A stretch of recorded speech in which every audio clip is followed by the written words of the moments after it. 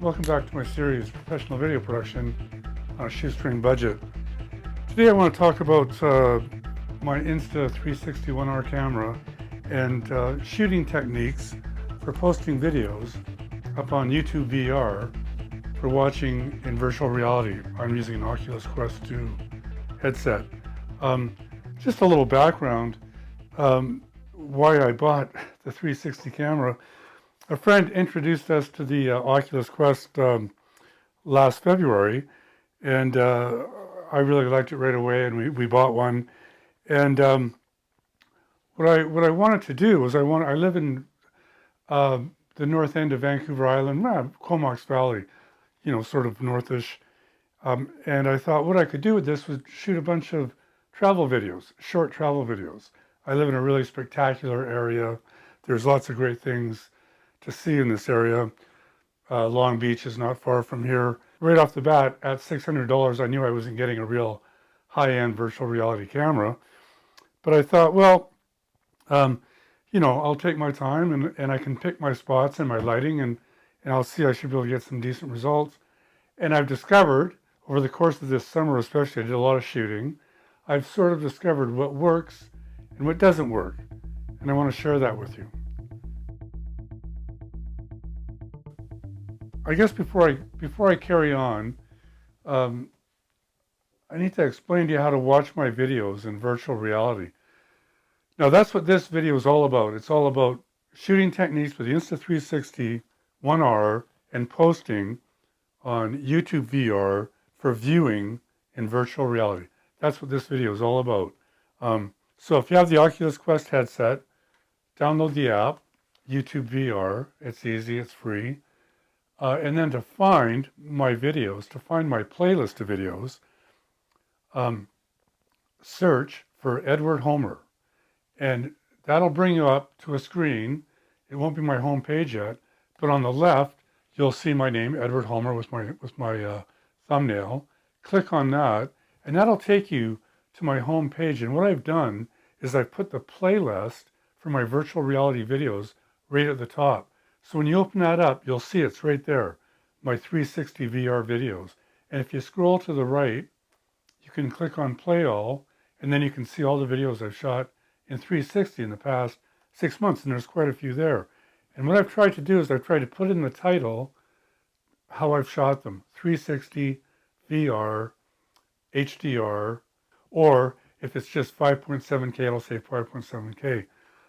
So after watching this, if you really want to see and compare what I'm talking about, you can see the videos that work and the ones that don't work, because I'm leaving everything up there so you can see what works and what doesn't work. Let's talk about H.265. Now, if you haven't bought one of these yet and you're watching the videos, a lot of the guys are talking about, oh, H.265, how great it is.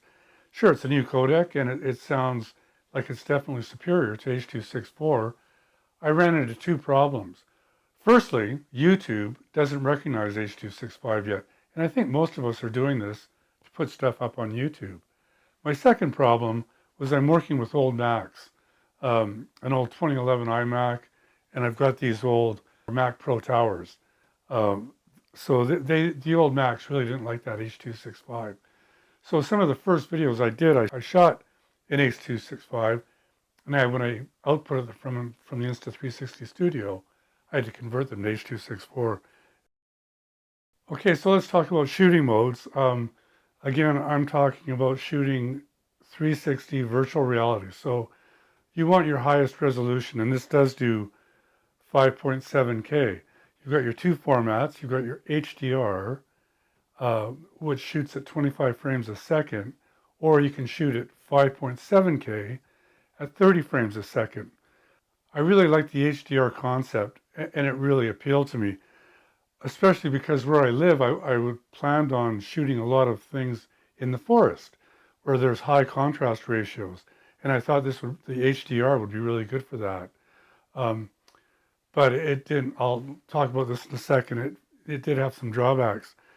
What I like about the 5.7K format is it shoots 30 frames a second, which gives you a little better quality, especially if you're uploading it to YouTube VR, where you're going to get a lot of compression. So let's look at what didn't work, what I tried in the beginning and what didn't work. I was doing some shooting out in the West Coast in these fabulous old growth forests, and I really wanted to move the camera to get that drone effect, and get it above your head, but just to give the viewer that effect of moving through the forest. It really didn't work. If you can watch these in virtual reality, you'll see there's a lot of blurring, and I'm thinking it's because the trees, there's so much information, and the trees are so close to the camera. So whenever I was moving the camera, there was just all kinds of blurring, especially in the trees. If you look down at the boardwalk, it's not bad, but if you're looking at the trees, there's definitely a lot of blurring. If I'm not moving, it's not bad. The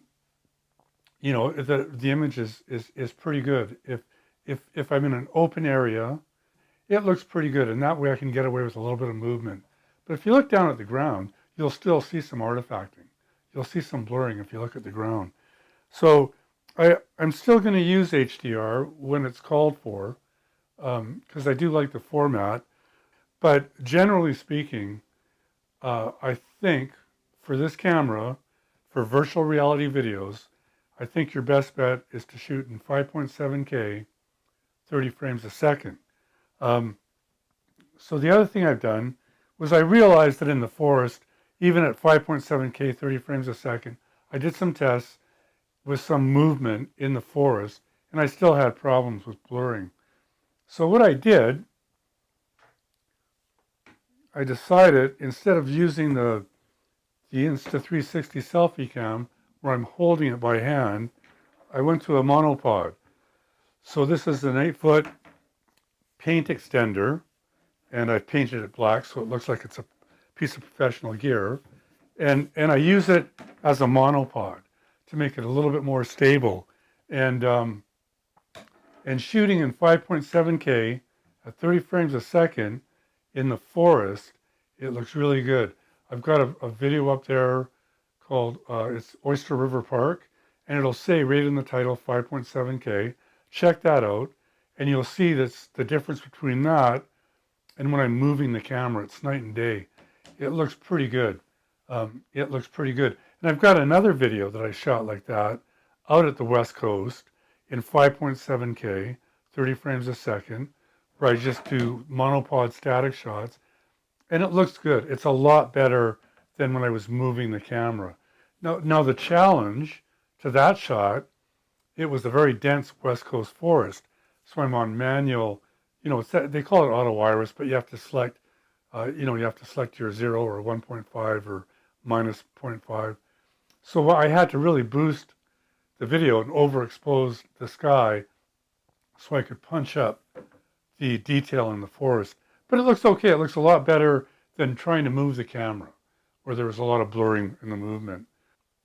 The other thing I wanted to quickly show you, I can't show you all of it, was I bought an 8-foot paint extender, and it extends to 16 feet. Now, of course, I bought it because it was cheap. It was only $23. Of course, the drawback to this is it's only 2 stages. So you've got an 8-foot pole. I can get it in my SUV, but if I have a passenger, they're going to have to rest it on their lap or something. So it's kind of awkward that way. I could probably strap it to my roof. But I picked this up for $23 up here in Canada, and I really like it. It's a very skookum piece of equipment. The shaft here is shaped. It's an aluminum shaft, and it's got a hectagonal shape. It doesn't flop. A nice solid fiberglass handle. It's really cool. I really like it. Now, in another video, I show you how to make the handle to mount your action cam, and I show you how to make a handle for your action cam to get it on these extender poles, and that handle just threads right onto there. So this is a lot cheaper, than buying one of the extender poles, online that are made specifically for your action cam. Movement, you can get away with some movement depending on where you are, and with the monopods, especially when I've got the camera up 14 feet up in the air, what I like to do is secure the base and then raise it slowly. And you get that kind of drone effect that you're rising up from the ground. And that works pretty good. That's really cool. One of the videos to have a look at my playlist, the one for the 19-wing static air display at the Comox Air Force Museum. There's some really cool shots where I raise the camera up right beside the cockpit of some of these big planes.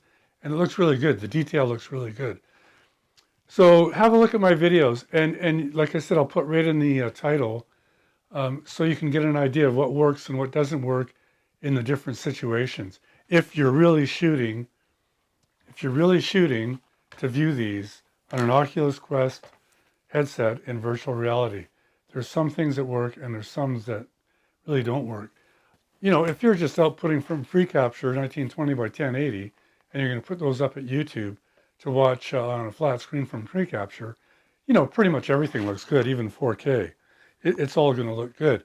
And I found what I like about free capture that I didn't know when I bought the camera. I'll do two versions. I will output a 360 version for virtual reality, and that'll be a simpler version. It's probably going to be shorter, just to give a feel and a taste for whatever sort of area I'm trying to show people. And to get a more complicated area, I'll output into free capture, and I'll put that into a different editing program, and I'll do a more complicated edit. And that brings me to my next video. In my next video, I'm going to talk about my workflow. This has been a real adventure for me. When I got into this, I knew I didn't want to spend a lot of money. I knew I was basically getting an entry-level 360 camera, but I thought I really wanted to try to make it work with my older Macs. So in my next video, I'm going to talk about working with an old 2011 iMac, i5 iMac with 12 gigs of RAM, and I'm also going to talk about working with a Mac Pro Tower that I've since beefed up to 32 gigs of RAM and High Sierra. So that's going to be the next video I do with this. Check out my playlist for my 360 videos. I've done I did a comparison with a 360 OneR and a GoPro Hero Black 7, which I've since sold. It just about paid for my 360 OneR. And there's another video on there where I review a Telesin dive case, underwater dive case, which seems to work pretty good. So check those out. Check out my other videos. I've got a lot of stuff there, video production on a shoestring budget. And keep watching. Cheers. Thanks for watching.